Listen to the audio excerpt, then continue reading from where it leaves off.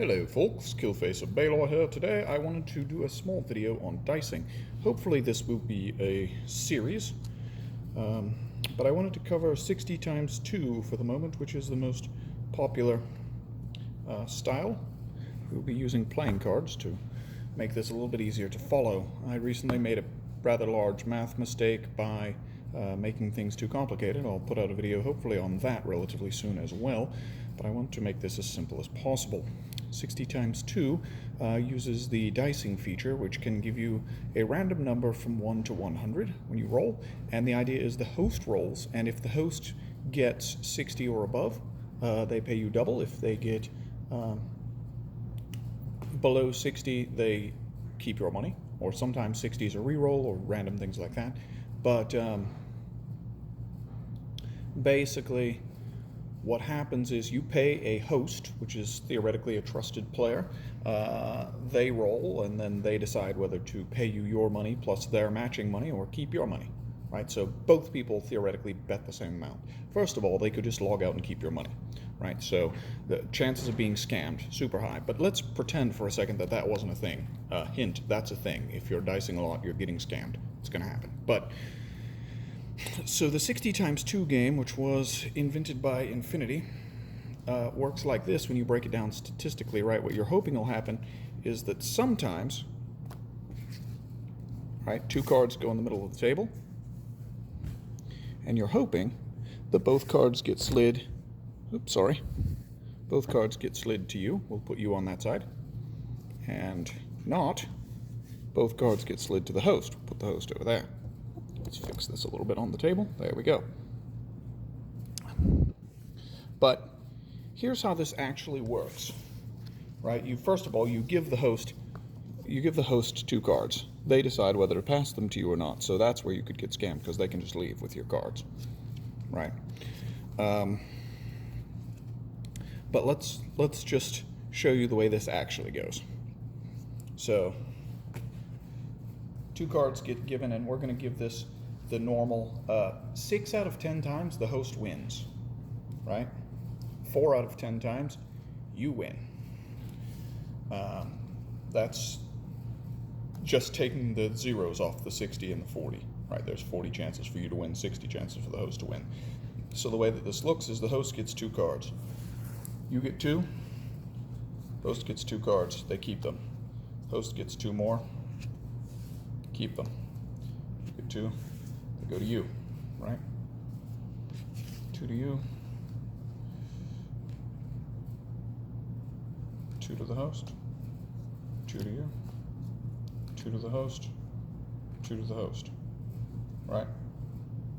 And so sometimes the host gets dealt twice. You never get dealt twice. Does that make sense?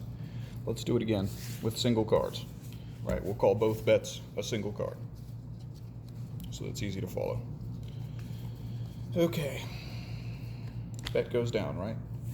1 to you, 1 to you, 1, 2, 3 to the host. 1 to you, 1 to you, 1, 2, 3 to the host. Now, it doesn't have to happen in that order, right? Because it's a random chance. So maybe 1 to you, 1 to the host, 1, 2 to the host, 1 to you, 1 to you, 1 to you, 1, 2, 3 to the host, right? You can break that down however you want. But the point is that at the end of it, the host, as you can see, I'm not a card shark or any such thing. The host has that set of cards.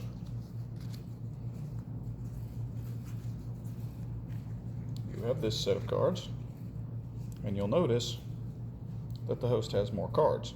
But the thing is, the longer you do this, the more obvious it becomes that the host is winning. And these are terrible odds. Like, casino odds are far better than this. And casinos make money. That's how they stay in business, right? If we continue to do this pattern, 1, 2, 3 to the host, 1, 2 to you, 1, 2 to you, 1, 2, 3 to the host, right? 2 to you, 3 to the host, 1 to the host, 2 to you, 2 to the host, 2 to the host, right? 2 to you, 1 to the host, 2 to the host. and so on. And so what ends up happening is that eventually, let's see if I can fan this out correctly. It would be so much easier if I could actually handle cards, huh? That's what happens when a klutz tries to break down the problem.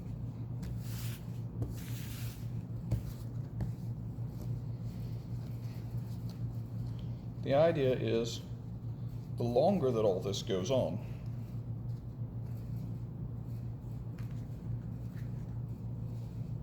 the more obvious it becomes that the host is winning.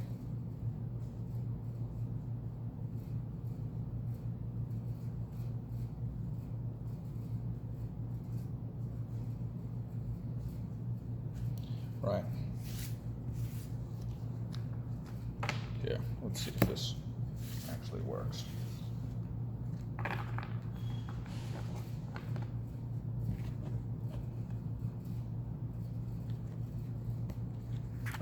Hard to see with the thinness of the cards. It's unfortunate, but if you put them together and slide off the host's extras, yeah, we'll keep one there, right?